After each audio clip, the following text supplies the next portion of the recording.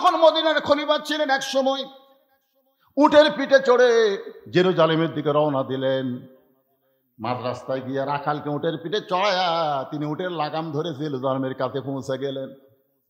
জেরুজালেমের হাজার হাজার খ্রিস্টান উটের পিঠে বসে থাকা মানুষটাকে ওমর মনে করে একটা চকিয়া এনে একজন হামাগুড়ি দিয়ে বলতেছে, আমির আল মুমিনিন, উটের পিঠ থেকে নামতে আপনার কষ্ট হবে, তাই এই চকিয়ার উপরে পা দিয়ে, আমার পিঠের উপরে পা দিয়ে আপনি আস্তে করে নামেন। উটের পিঠে বসা মানুষটা কাঁদতেছে। জেরুজালেমের খ্রিস্টানরা বলে, আমির আল মুমিনিন, আপনি এমন করে কেন কাঁদতেছেন? উটের পিঠে বসা মানুষটা বলতেছে, তোমরা যাকে ওমর মনে করে সম্মান করতেছ, আমি ওমর না, আমি হলাম রাখাল।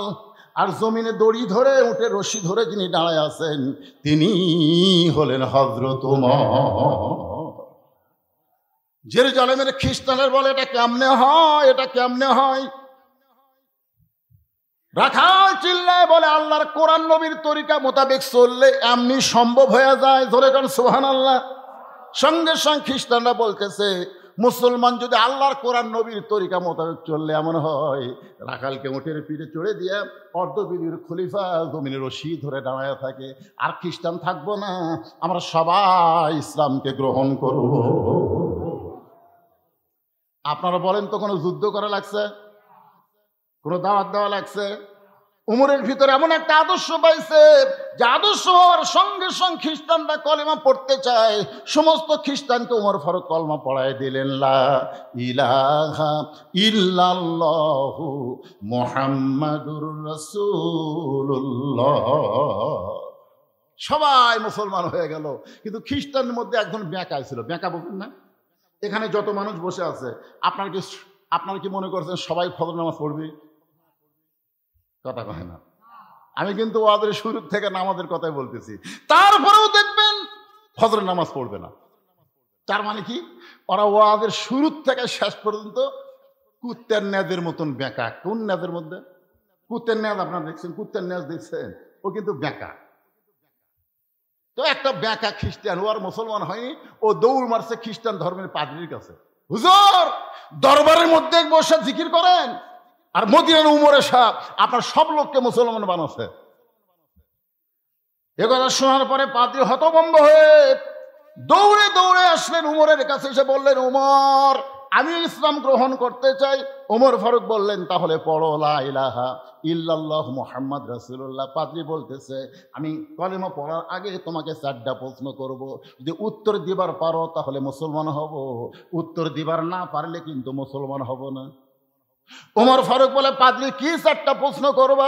বলে, 1 নম্বর প্রশ্ন হলো, পৃথিবীর এমন কোন জায়গা সূর্যের আলো একবার পড়েছে কিয়ামত পর্যন্ত ওই জায়গায় সূর্যের আলো পড়বে না, ওই জায়গার কথা যদি বলতে পারো। 2 নম্বর প্রশ্ন হলো, পৃথিবী এমন কোন কবর যে কবরও জীবিত, কবর মধ্যে লাশটাও জীবিত, ওই কবর এবং লাশের নাম বলতে হবে। 3 নম্বর প্রশ্ন হলো, 2 ভাই একই সময় জন্মগ্রহণ করেছে, বহু বছর পরে 2 ভাইকে হত্যা করা হয়েছে, কিন্তু এক ভাইয়ের চাইতে 100 বছরের বড়।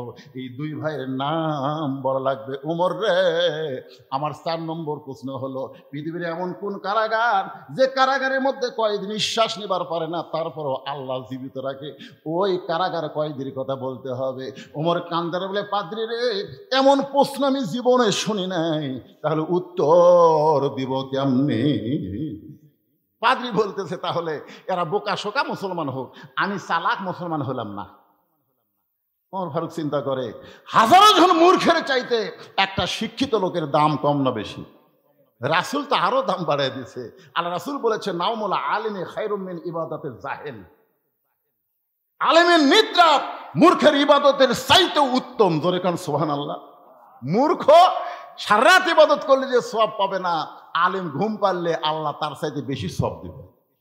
হয়তো আপনার বললেন, হুজুর আল্লাহ এখানে পার্শালিটি করলো না। পার্শালিটি না, হাদিস বুঝা দিলে আপনারা বুঝতে পারবেন। আল্লাহ রাসূল ফজরের নামাজের পরে সাহাবীর দিকে মুখ ঘুরে বসেছেন। 2 ওয়াক্ত নামাজের সালাম ফেরানোর সঙ্গে সঙ্গে নবী সাহাবীর দিকে মুখ ঘুরাতেন। একটা হলো ফজর আর একটা হলো আসর। একটা কি, একটু হোহা করা লাগবে, ফজর আর একটা হলো আসর। তো ফজরের সালাম ফিরে নবী সাহাবীর দিকে মুখ ঘুরে তাকায় দেখলেন, এক সাহাবীর চোখ 2টা রক্তের মতন লাল। 2টা চোখ কি?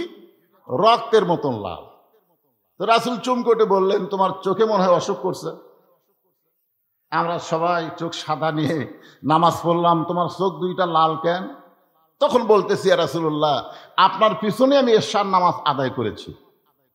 এশার নামাজ আদায় করার পর আমি যখন বাড়িতে গেলাম, বাড়িতে গিয়ে যখন ঘুমের বিছনায় তখন একটা দোয়া পড়তেছিলাম, আল্লাহুম্মা বিইসমিকা আমুতু ওয়া আহইয়া।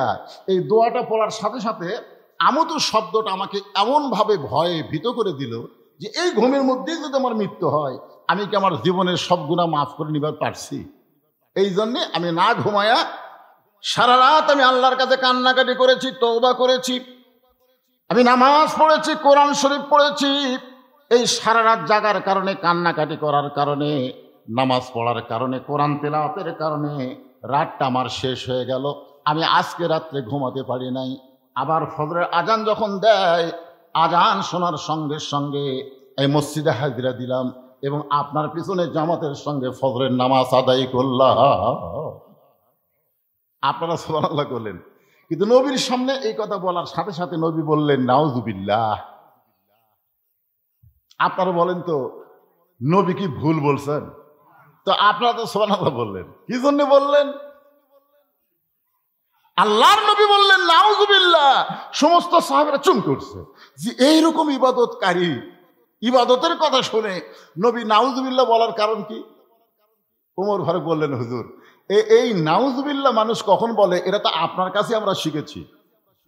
আলহামদুলিল্লাহ কখন বলে, সুবহানাল্লাহ কখন বলে, ইন্নালিল্লাহ কখন বলে, এইটা আপনারা জানেন না। কথা কেন জানেন কি জানেন না? আবার নাউজুবিল্লাহ কখন বলে এটাও জানা লাগবে তো। আল্লাহ রাসূল বললেন, সাহাবী, এশার নামাজের পরে তুমি সারা রাত কান্নাকাটি করেছো, তওবা করেছো, নামাজ পড়েছো, কোরআন তেলাওয়াত করেছো, এই তরিকা তুমি পেলে কোথায়? এই নিয়মটা তুমি কোথায় পেলে? আমি নবী এশার নামাজের পরে খুব তাড়াতাড়ি বাড়িতে গিয়া আমার বউরে নিয়ে ঘুমায়া যাই। আমার বউকে আমার সঙ্গে বুকের মধ্যে নিয়ে ঘুমায়া যায়। কারণ আল্লাহ কোরআনে বলেছেন, হুন্না লিবাসুল লাকুম ওয়া আনতুম লিবাসুল লাহুন্না। স্বামী স্ত্রী যখন বিছানায় ঘুমাতে যাবা, মাঝখানে কোনো ফাঁক রাখা যাবে না। বুকের সঙ্গে মুখ মিলায়ে স্বামী স্ত্রী ঘুমানো হলো নবীর সুন্নাত। জোরে কোন সুবহানাল্লাহ। পালন করবার পারেন বা না পারেন, সুন্নাত তো। এটা শোনার পরে সুবহানাল্লাহ বলেন না কে? যারা প্রেমিক তারা ভাবতেছে, প্রেমিকাকে যদি পাইতাম, বুকের সঙ্গে বুক মিলায় রাত কখন পার করে দিতাম। আর তারা স্বামী স্ত্রী যারা চিন্তা করতেছে, বউ মনে মনে কয় আমার স্বামী যে বিড়ি খাওয়া খায়, ও ঘরের মধ্যে ঢুকলি মনে হয় ভোকরা পাটা ঢুকছে। জোরে কোন কি ঢুকা ঢুকছে? ওরে বুকের সঙ্গে মুখ লাগায় তো ঘুমানো যাবে না। আল্লাহ রাসূল বললেন, সাহাবী, আমি নবীর নামাজের পরে আমার বউরে নিয়ে ঘুমাই। অমিনাল লাইলি ফাতাহাজ্জাত বিহি নাফিলাতাল লাক। আল্লাহ কোরআনে বলেছেন রাতের একটা অংশ আছে, যে অংশটা আমি আল্লাহ তোমাদের জন্য তাহাজ্জুদের নামাজ নফল করেছি। আপনারা বলেন তো, সব সময় কি তাহাজ্জুদ পড়া যাবে? এখানে কিন্তু সময়ের কথা বলা হয় নাই, শুধু বলা হয়েছে অমিনাল লাইলি ফাতাহাজ্জাত বিহি নাফিলাতাল লাক। রাতের একটা অংশে তোমাদের জন্য আল্লাহ তাহাজ্জুদের নামাজকে নফল করেছে। এইটাকে বলা হয়েছে এমন রাত, নিঝুম রাত, যেই রাতে সবাই ঘুমায় গেছে, শুধু আমার আল্লাহ আর আল্লাহর পাগল বান্দাগুলো দাঁড়িয়ে জাগ্রত হয়েছে। জোরে কোন সুবহানাল্লাহ। তো এখন তাহাজ্জুদের নামাজ পড়ি, কিছুক্ষণ জিকির আজকার করার পরে বেলাল যখন আজান দেয়, আজান দিলে আমি নবী মসজিদে আসি। তাহলে তুমি যে ঘুম বাদ দিয়া সারা রাত, তোমার বউ, সাহাবী হুজুর, সাহাবী বলতেছে, হুজুর আমার বউ কয়েকবার বলছে যে এশার নামাজ পড়ে এসে তুমি আমার কাছে ঘুমাবা, তুমি আবার কি শুরু করলা? আমি তখন রাগ করে বলছি, এই মৃত্যুর কথা স্মরণ হয়ে গেছে, ওই বউটাও আর খেয়াল নাই। আল্লাহ রাসূল বললেন, তোমার ইচ্ছা অনুযায়ী তুমি যদি সারা রাত ইবাদত করো আর সেইটা যদি নবীর তরিকা মোতাবেক না হয়, তাহলে সুবহানাল্লাহ তুমি পাবা না, তুমি বিনিময়ে পাবা নাউজুবিল্লাহ। এই জন্য খুব খেয়াল করা লাগবে। ওই ব্যক্তির চাইতে উত্তম কোনো ব্যক্তি নাই, যেই ব্যক্তি আল্লাহ রাস্তায় মানুষকে দাওয়াত দেয়।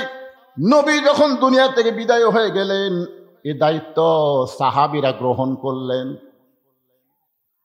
সবাই করে নাই। আবু বকর রাদিয়াল্লাহু দাওয়াতের সিস্টেমটা গ্রহণ করে নাই, তিনি মদিনার খেলাফতকে গ্রহণ করলেন। সুবহানাল্লাহ বলেন। আর আবু বকর রাদিয়াল্লাহু যখন নবী বিদায়ের পরে খলিফা হলেন, তখন আবু বকর রাদিয়াল্লাহর অধীনে ওমর ফারুককে বানানো হলো আইন মন্ত্রী। জোরে বলেন কি মন্ত্রী? হ্যাঁ, খুব খেয়াল করবেন, আইন মন্ত্রী হিসাবে ওমর ফারুককে নিযুক্ত করা হলো। ওসমান গনিকে বানানো হলো অর্থমন্ত্রী। হযরত আলী নিজেই বললেন, এই মুহূর্তে আমি কোনো দায়িত্ব গ্রহণ করতে চাই না, আমি আমার নবীর কাজ করতে চাই। কার কাজ? নবীর কাজ। কি? দাওয়াত। খুব খেয়াল করবেন, আমাদের বাংলাদেশে কিন্তু জোর হচ্ছে, জোর। এরপরে শুরু হবে বিশ্ব ইজতেমা। ঠিক কিনা বলেন? কথা বলেন। আমার এলাকার এক মানুষ প্রায় 20-25 বছর দাওয়াতের কাম করে। আমি একদিন বললাম, ভাই এই দাওয়াতের কাম করতে গিয়ে আপনি কি কোনো বাধা পাইছেন? আপনাকে কি বাধা দেওয়া হয়েছে? বলে, না হুজুর, বাধা কে দিবে? আমি বললাম, দাওয়াতের কাম করতে গেলে তো বাধা আসবে। আল্লাহর কোরআন নবীর সুন্নাহ মোতাবেক যদি দাওয়াত দেওয়া হয়, অবশ্যই বাতিলেরা বাধা দিবে। জোরে বলেন, কথা কন না কেন? বাধা দিবে। রাসূলের মতন মানুষ, যার চেহারা দেখলে আল্লাহ জাহান্নাম হারাম করে দেয়, সেই মানুষকে তায়েফেরা পাথর মারছে শুধুমাত্র এই কলেমার দাওয়াত দেওয়ার অপরাধে। জোরে কোন কথা ঠিক কিনা? কথা বলেন।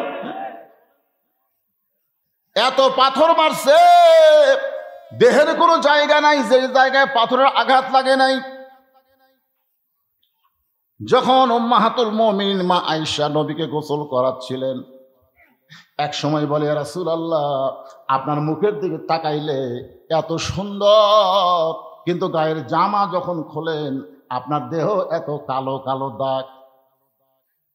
হুজুর, আপনার কি কোনোদিন বসন্ত ব্যারাম হয়েছিল? যেই ব্যারামের কারণে আপনার দেহ এমন কালিমা পড়ে গেছে, কালো কালো দাগ হয়ে গেছে। রাসূল বলে, আয়েশা, এটা কোনো রোগের দাগ না, বসন্তের দাগ না, এইটা হলো কলেমার দাওয়াতের দাগ। তা আপনি এত দোয়া করেন আল্লাহর কাছে যে, আল্লাহ, আমাকে যে পাথর মারছিল তায়েফবাসীরা, ওই পাথরের আঘাতের দাগগুলো তুমি মুছে দাও, তুমি মুছে দাও।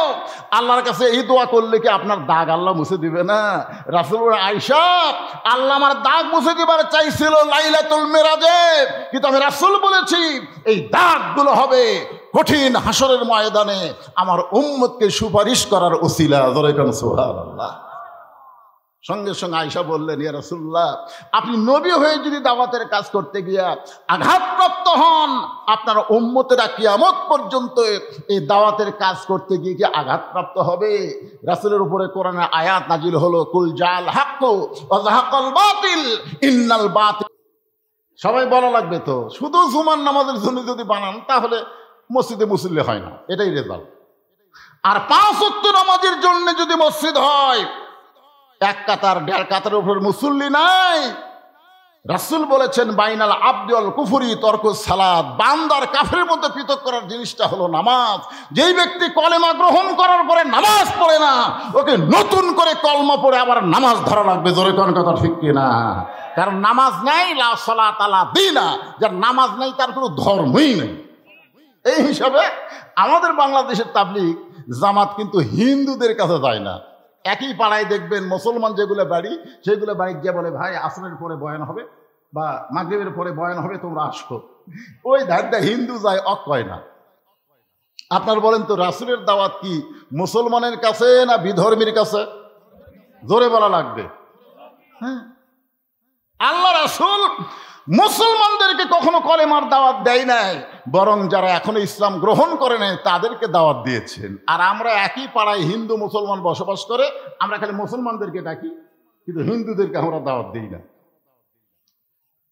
হযরত আলী খেয়াল করে দেখলেন, গোটা মদিনায় কোনো বিধর্মী নাই, গোটা মদিনার সবাই মুসলমান। হযরত আলী দাওয়াতের নিয়ত করে, ওই ব্যক্তি সবচাইতে উত্তম কোন ব্যক্তি? ওয়ামান আহসানু কাওলাম মিম্মান দাআ ইলাল্লাহ। ওই ব্যক্তির চাইতে উত্তম কোনো ব্যক্তি নাই যে ব্যক্তি আল্লাহ রাস্তায় মানুষকে কি দেয়? দাওয়াত। মানে কি? রাসূলকে সাহাবারা জিজ্ঞেস করলেন, ইয়া রাসূলুল্লাহ, সবচাইতে উত্তম দাওয়াত কোনটা? আল্লাহ রাসূল বললেন, আজান দেওয়া। সবচাইতে উত্তম দাওয়াত হলো আজান দেওয়া। ধরে কোন কি দেওয়া? আপনাদের মুয়াজ্জিন যে আজান দেয়, এটা কি নিজের আজান না আল্লাহর আজান?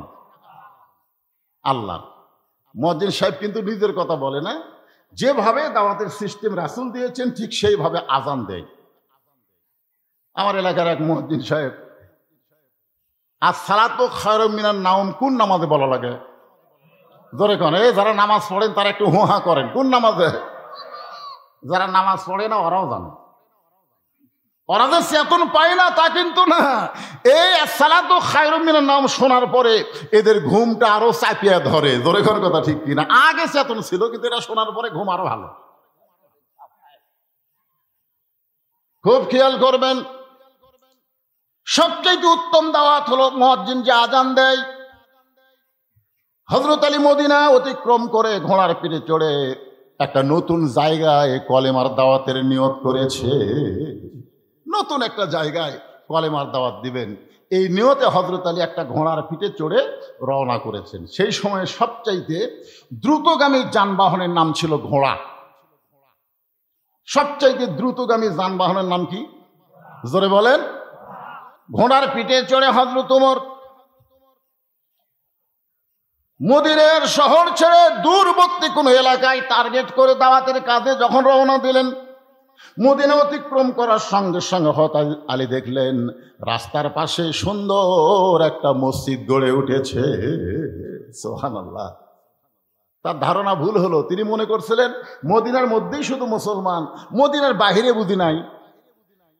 মদিনার শহর শেষ করার পর হযরত আলী দেখলেন যে মদিনার পাশেই একটা সুন্দর মসজিদ গড়ে উঠেছে। আপনি বলেন তো, সুন্দর মসজিদ গড়ে উঠলে ওই এলাকার কে আছে? আরো জোরে কোন কে আছে? যারা মসজিদের আজান শোনার পরে মসজিদে আসে না। আপনি যতই মুসলমান বলে দাবি করেন, আল্লাহ রাসূল বলেছেন, মান তারাকা সালাতু মুতাম্মিদান ফাকাত কাফারা। আবার অন্য হাদিসে বলা হয়েছে, মান তারাকা সালাতু মুতাম্মিদান ফাকাত জাযাউ জাহান্নাম। ইচ্ছা করে এক ওয়াক্ত নামাজ যারা বাদ দিল, অবশ্যই জাহান্নাম তাদের ঠিকানা বানায় নিল। ইচ্ছা করে এক ওয়াক্ত নামাজ যারা বাদ দিল, তারা আল্লাহর সঙ্গে কুফরি করলো। নাউজুবিল্লাহ জোরে কয় না, এ জায়গা নাউজুবিল্লাহ বলা লাগবে। এরে ছেলেরাই মাগরিব এসা নামাজ পড়নি, এখন এরা নামাজ না পড়ে ওয়াজ শুনতেছে, নাউজুবিল্লাহ কেমনে কয়?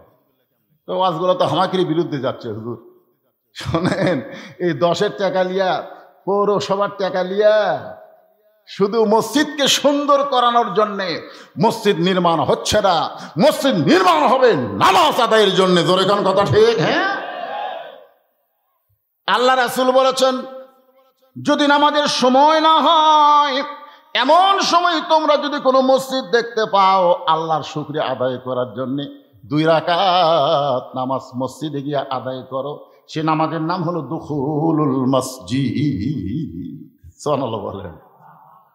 হযরত আলী দাওয়াতের কাজ শুরু করার আগেই এত সুন্দর একটা মসজিদ দেখার পরে তার মন বলতেছে, আল্লাহর ঘরের মধ্যে গিয়া 2 রাকাত নামাজ পড়বো। ঘরের মধ্যে গিয়া, ধরে কোন কার ভিতরে?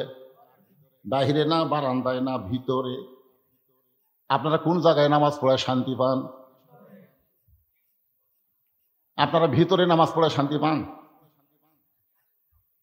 আমার এলাকার অনেক মুসল্লি আযান দেওয়ার পর পরে আসে, কিন্তু ভিতরে ঢোকে না, বাইরে ঘরে। কে বাবা ভিতরে ঢুকবি না? সবাই ঢুকুক হুজুর, সবাই ঢুকুক। আমি এত বোকা না যে সামনে কাতারে নামাজ পড়বো, সালাম ফিরানোর পরে আর বারান যাবে না। এত বোকা আমি না। কারণ বিশেষ করে মাগরিবের নামাজ, এশার নামাজ, জোহরের নামাজের সালাম ফিরানোর পরে সুন্নত নফল আছে না নাই?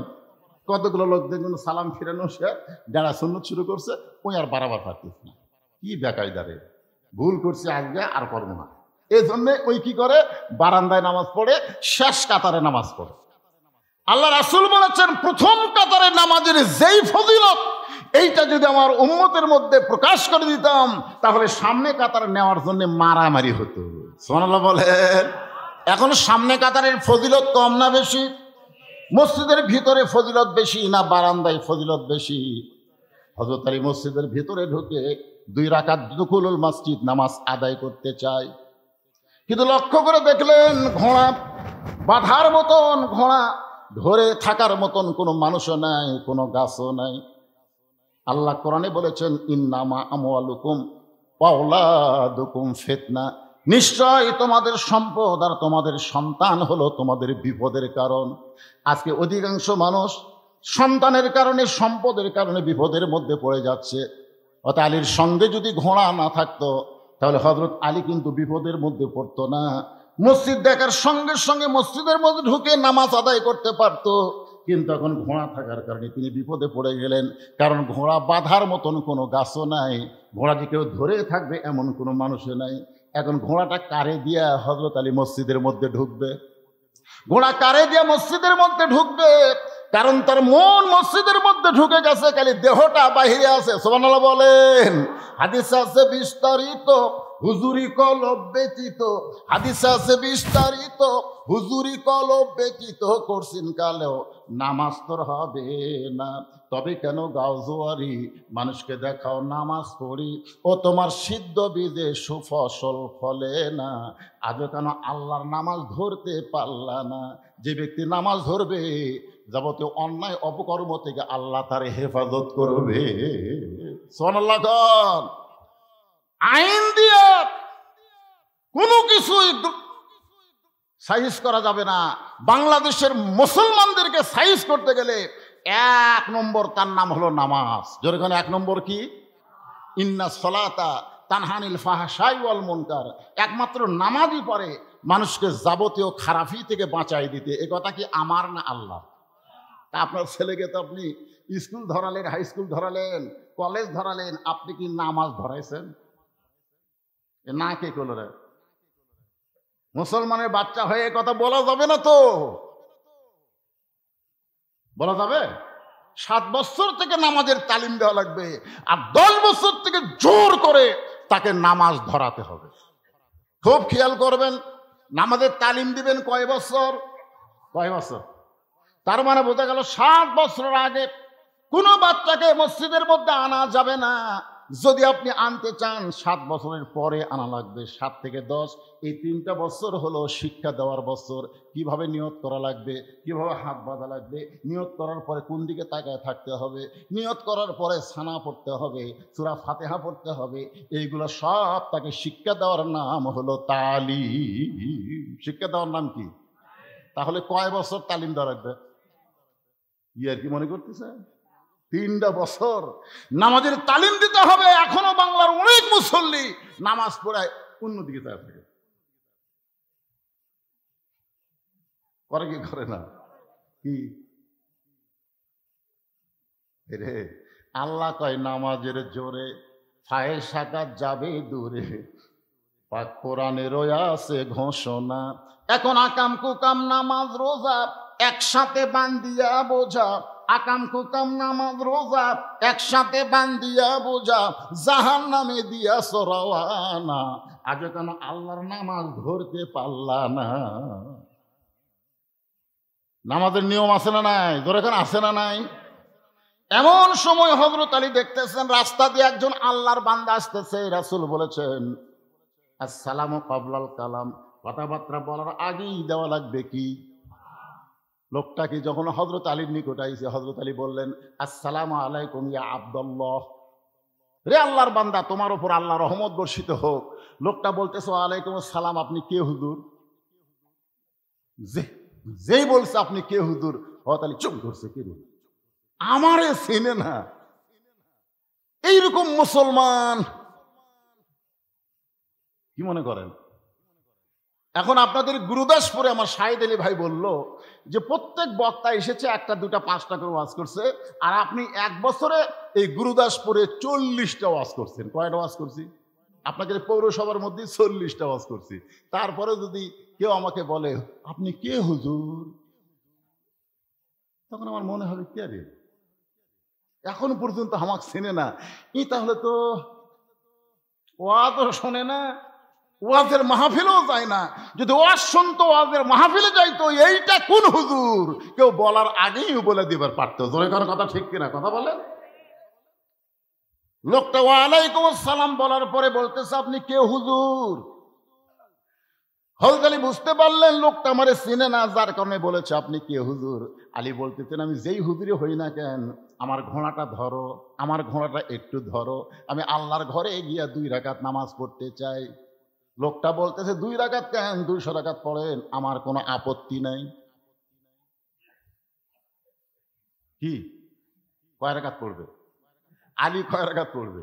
আর লোকটা ঘোড়া ধরে বলতেছে, 2 রাকাত কেন, 200 রাকাত পড়েন, আমার কোনো আপত্তি। অতিভক্তি, জোরে বলেন অতিভক্তি, চোরের মন। এই কথাটা আমি আপনাদের গুরুদাসপুরে বলছিলাম। চোরের মন পুলিশ পুলিশ না, চোরের মন হলো র্যাব র্যাব। ধরে কারণ চোরের মন কি? কারণ আপনারা কি দেখলেন কয়েকদিন আগে বাংলাদেশের চিত্র কি দেখলেন? চোরও যা, ডাকাতও যা, পুলিশও তাই। ধরে কোন কথা ঠিক কিনা? একটা পুলিশ মরলে মানুষ আর ইন্নালিল্লাহ পড়ে না, পুলিশ মরলেই কয় আলহামদুলিল্লাহ। আগে পুলিশ লীগ ছিল, পুলিশ লীগ। ধরে কান কি লীগ? এই গুরুদাসপুরের তালুকদার পাড়ায় আমি ওয়াজ করতে এসেছিলাম, কিন্তু থানার ওসি সাহেব আমাকে উঠতে দেয় নাই। আমি কইলাম, আমার অপরাধ কি? একটাই অপরাধ, আপনি অ্যাঙ্গেলে সরকার বিরোধী কথা বলেন। সরকার বিরোধী না শয়তান বিরোধী কথা বলি, ওইটা আগে কোরআন দিয়া চিন্তা করা দরকার। ধরে কোন ঠিক কি না? শয়তানের বিরুদ্ধে কথা কোরআনে আছে না? না এ কথা বলেন, আছে না? না এই সাইকে চিল্লা ছিল হয় কেন? এই ছোট ছোট বাচ্চারা এই যে সিজার করা, খুঁজলে দেখেন। অনেকে বলে, হুজুর আপনি সিজার করাকে একেবারে নেগেটিভ দৃষ্টিতে দেখেন। আরে নেগেটিভ দেখার কারণ হলো, এই স্টেজের উপরে যত মানুষ আমরা বসে আছি, একটাও সিজার করা নেই। আচ্ছা কে ভাই, আপনি সিজার করা?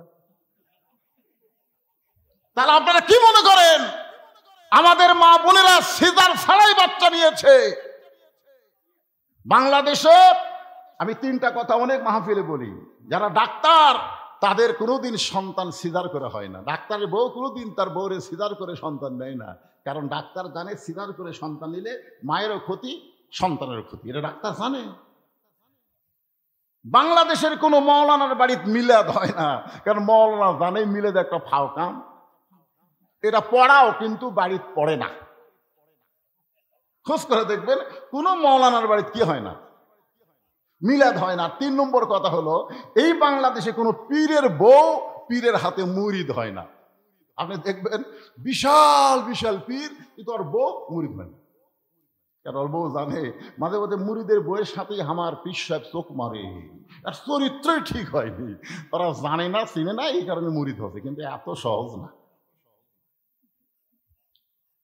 এই যে চিল্লা চিল্লি যে বাচ্চারা করতেছে, দেখবেন এরা অস্থির, কারণ জন্মের সময় এদের একটা অস্থিরতা তৈরি করে দেওয়া হয়েছে। যখন জন্ম নেবে তার 2 দিন আগে যে মায়ের পেট কাটছে, পেট কেটে দেখে পেটের মধ্যে ঘুমায় আসান, কি করবে? ডাক্তার পাও ধরে একটা ঘুরানি দেয়, ওই ঘুরানিতে ওর মাথার মধ্যে একটা ঝাঁকি খায়, এরকম যেই ঘুরানি দেয় মাথা ই করে একটা কান্না দেয়, ওই যে ঝাঁকি খাচ্ছে, ওই ঝাঁকিতে ওই আর স্থায়ী নেই, অস্থির। আরো খারাপ হবে যদি আমাদের মায়েরা এই সিজার করাটা অব্যাহত রাখে। নরমালে বাচ্চা হলে মায়েরও লাভ, সন্তানেরও লাভ। সময় পাইলে আমি আজকাদের আপনাদের নগদ নগদ কোরআনের মাহফিলে দেখায় দিব। এবার একটু খেয়াল করেন, লোকটা বলতেছে 2 রাকাত কেন, 200 রাকাত পড়েন, আমার কোনো আপত্তি। এত সুন্দর কথা যেই বলেছে, হযরত আলী মনে মনে নিয়ত করছে, আল্লাহ যেই ব্যক্তি আমাকে ঘোড়া ধরে আমাকে 2 রাকাত নামাজ পড়ার সুযোগ করে দিচ্ছে, আমি নামাজ শেষ করে তাকে 2টা দিরহাম হাদিয়া দিব। সুবহানাল্লাহ বলেন। হাদিয়া দেওয়ার কথা ইসলামে আছে না নাই? কারণ লোকটা আমার ঘোড়া ধরে আমাকে 2 রাকাত নামাজ পড়ার সুযোগ করে দিল, নামাজ শেষ করে তাকে 2টা দিরহাম হাদিয়া দিব। আপনারা দিরহাম মানে কি বুঝতেছেন? বুঝতেছেন না? সেই সময়ের 2 দিরহাম আপনারা বলেন তো কম না বেশি? আমি যখন গুরুদাসপুরে প্রথম আসি তখন আমার দাম কত ছিল, আর এখন কত? কারণ মানুষ তো বোঝে বাজারে সবকিছুর দাম বেশি।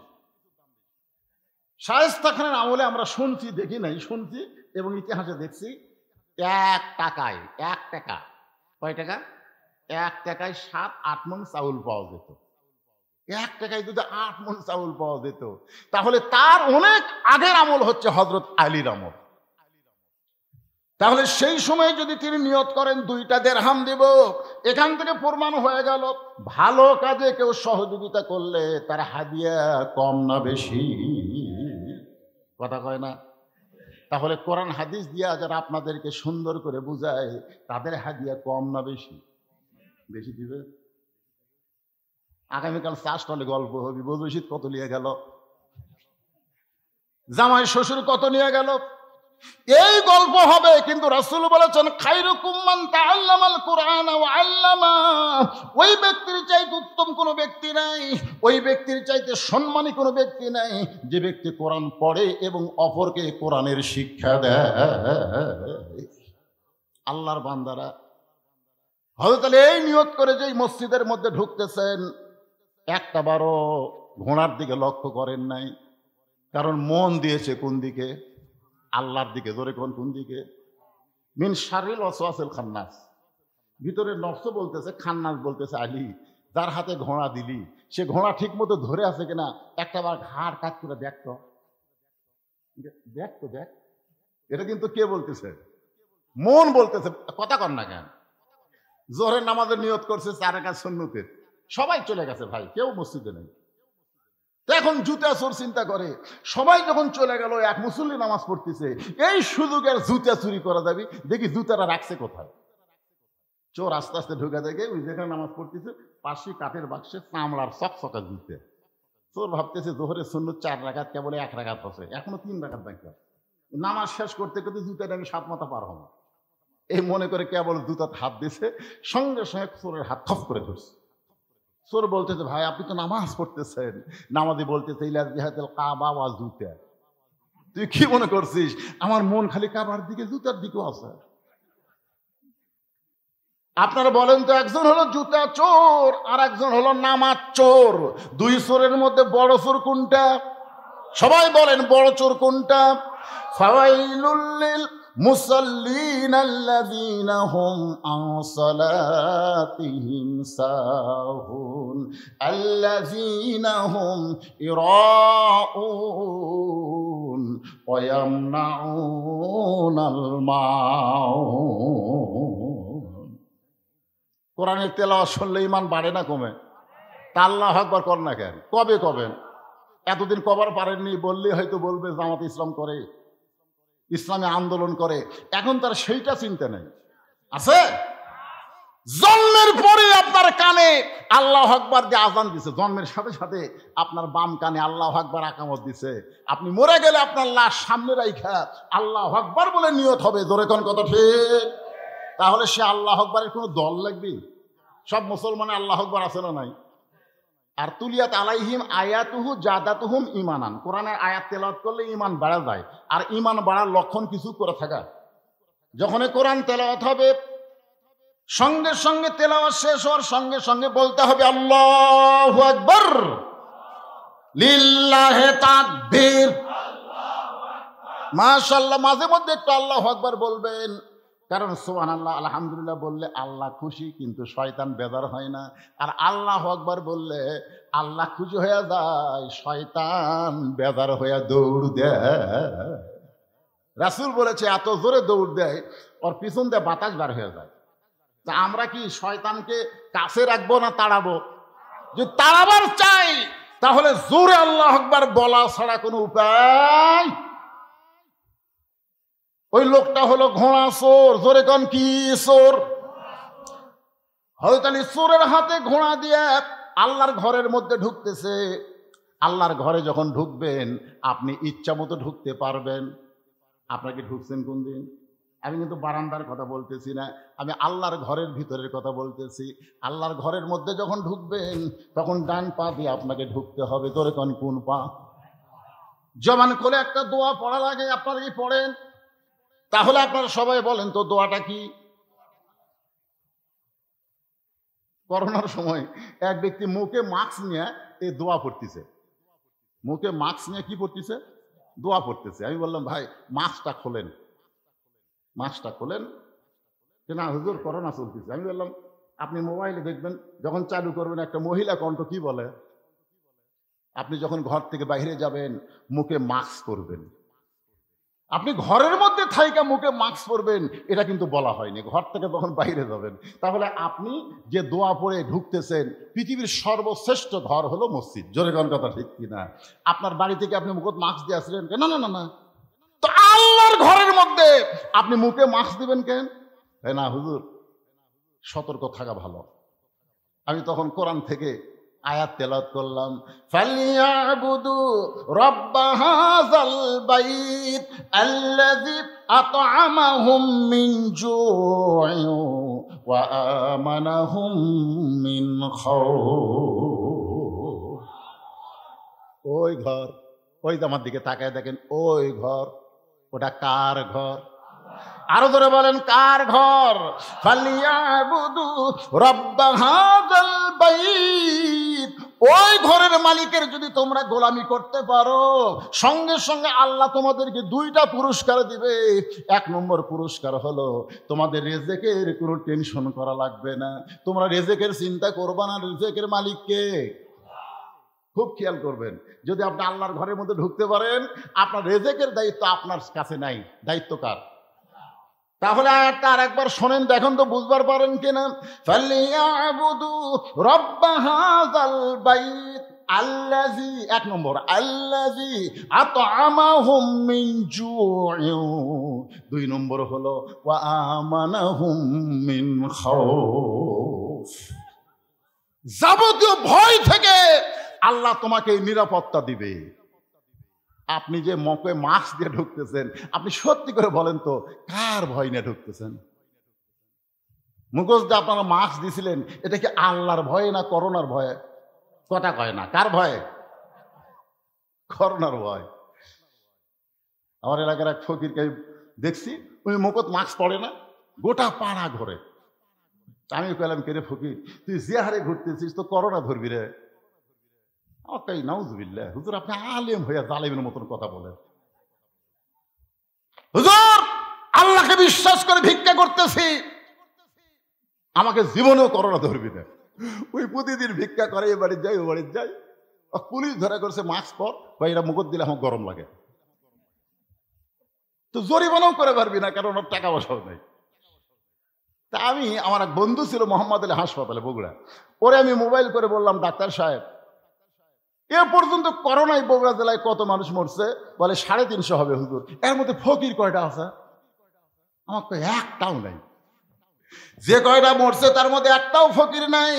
এখান থেকে প্রমাণ হয়ে গেল করোনার ভয় যার অন্তরে ছিল না, আল্লাহ তাকে পুরাপুরি হেফাজত করেছে। জোরে বলেন কথা ঠিক।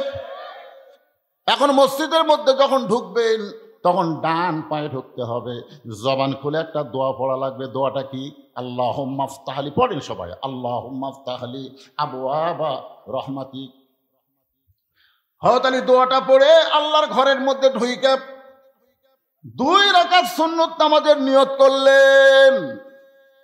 কয় রাকাত? 2 রাকাত সুন্নত নামাজের নিয়ত করলেন। আর ঘোড়া চোর ঘোড়ার লাগাম ধরে হযরত আলীর দিকে তাকায় আছে, দেখি নামাজের সাইজ কিরকম।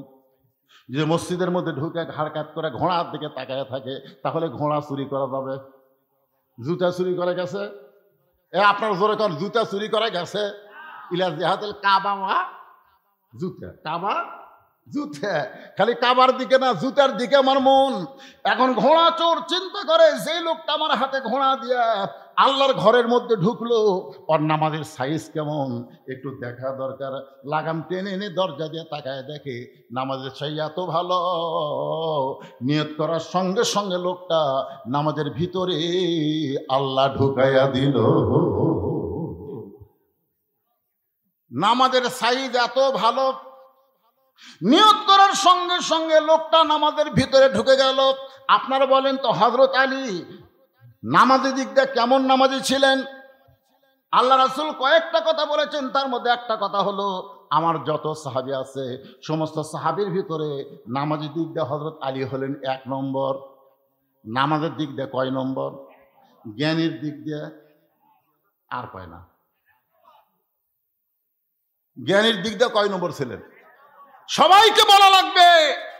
আল্লাহর নবী যখন মদিনার রাষ্ট্রপতি হলেন ওই সময় রাসূল আলীকে শিক্ষামন্ত্রী হিসাবে ঘোষণা দিয়েছিলেন। ধরে কেন সুবহানাল্লাহ। নবী বলেছিলেন আনা মাদিনাতুল ইলম ওয়া আলী ও বাবুহা, আমি হচ্ছে ইলমের শহর, আলী হচ্ছে তার দরওয়াজা। শুধু এক লাইনের জ্ঞান হযরত আলীর মধ্যে ছিল না, সব জ্ঞানে আল্লাহ তাকে গুণান্বিত করেছিল। ধরে কেন সুবহানাল্লাহ। যালিকা ফাদলুল্লাহি ইউতিহি মান ইয়াশা আল্লাহু যুল ফাদলিল আযীম। আলীর শানে নবী এই আয়াতটা বারবার তেলাওয়াত করতেন। জোরে কোন সুবহানাল্লাহ। এত জ্ঞান আল্লাহ তাকে দিয়েছিলেন। হযরত ওমরের জীবনী পড়লে জানতে পারবেন, ওমর যখন মদিনার খলিফা ছিলেন এক সময় উটের পিঠে চড়ে জেরুজালেমের দিকে রওনা দিলেন। মাঝ রাস্তায় গিয়ে রাখালকে উটের পিঠে চড়ায়া তিনি উটের লাগাম ধরে জেরুজালেমের কাছে পৌঁছে গেলেন। জেরুজালেমের হাজার হাজার খ্রিস্টান উটের পিঠে বসে থাকা মানুষটাকে ওমর মনে করে একটা চকিয়া এনে একজন হামাগুড়ি দিয়ে বলতেছে, আমির আল মুমিনিন, উটের পিঠ থেকে নামতে আপনার কষ্ট হবে, তাই এই চকিয়ার উপরে পা দিয়ে, আমার পিঠের উপরে পা দিয়ে আপনি আস্তে করে নামেন। উটের পিঠে বসা মানুষটা কাঁদতেছে। জেরুজালেমের খ্রিস্টানরা বলে, আমির আল মুমিনিন, আপনি এমন করে কেন কাঁদতেছেন? উটের পিঠে বসা মানুষটা বলতেছে, তোমরা যাকে ওমর মনে করে সম্মান করতেছ, আমি ওমর না, আমি হলাম রাখাল। আর জমিনে দড়ি ধরে উটের রশি ধরে যিনি দাঁড়ায় আছেন তিনি হলেন হযরত ওমর। জেরুজালেমের খ্রিস্টানরা বলে, এটা কেমনে হয়, এটা কেমনে হয়? রাখাল চিল্লায় বলে, আল্লাহর কোরআন নবীর তরিকা মোতাবেক চললে এমনি সম্ভব হয়ে যায়। ধরে কোন সুবহানাল্লাহ। সঙ্গে সঙ্গে খ্রিস্টানরা বলতেছে, মুসলমান যদি আল্লাহর কোরআন নবীর তরিকা মোতাবেক চললে এমন হয়, রাখালকে উটের পিঠে চড়ে দিয়ে অর্ধবিদির খলিফা জমিনে রশি ধরে দাঁড়ায় থাকে, আর খ্রিস্টান থাকবো না, আমরা সবাই ইসলামকে গ্রহণ করব। আপনারা বলেন তো, কোনো যুদ্ধ করা লাগছে? কোনো দাওয়াত দেওয়া লাগছে? উমরের ভিতরে এমন একটা আদর্শ পাইছে যে আদর্শ হওয়ার সঙ্গে সঙ্গে খ্রিস্টানরা কলেমা পড়তে চায়। সমস্ত খ্রিস্টানকে উমর ফারুক কলমা পড়ায় দিলেন, লা ইলাহা ইল্লাল্লাহু মুহাম্মাদুর রাসূলুল্লাহ। সবাই মুসলমান হয়ে গেল। কিন্তু খ্রিস্টানের মধ্যে একজন বেঁকা ছিল। বেঁকা বলছেন না? এখানে যত মানুষ বসে আছে, আপনারা কি মনে করছেন সবাই ফজর নামাজ পড়বে? কথা কয় না। আমি কিন্তু ওদের শুরু থেকে নামাজের কথাই বলতেছি। তারপরেও দেখবেন ফজর নামাজ পড়বে না। তার মানে কি, ওরা ওদের শুরু থেকে শেষ পর্যন্ত কুত্তের ন্যাজের মতন বেঁকা। কোন ন্যাজের মধ্যে? কুত্তের ন্যাজ আপনারা দেখছেন? কুত্তের ন্যাজ দেখছেন? ও কিন্তু বেঁকা। তো একটা বেঁকা খ্রিস্টান, ও আর মুসলমান হয়নি, ও দৌড় মারছে খ্রিস্টান ধর্মের পাদ্রীর কাছে। হুজুর, দরবারের মধ্যে বসে জিকির করেন, আর মদিনার উমরে সাহেব আপনার সব লোককে মুসলমান বানাচ্ছে।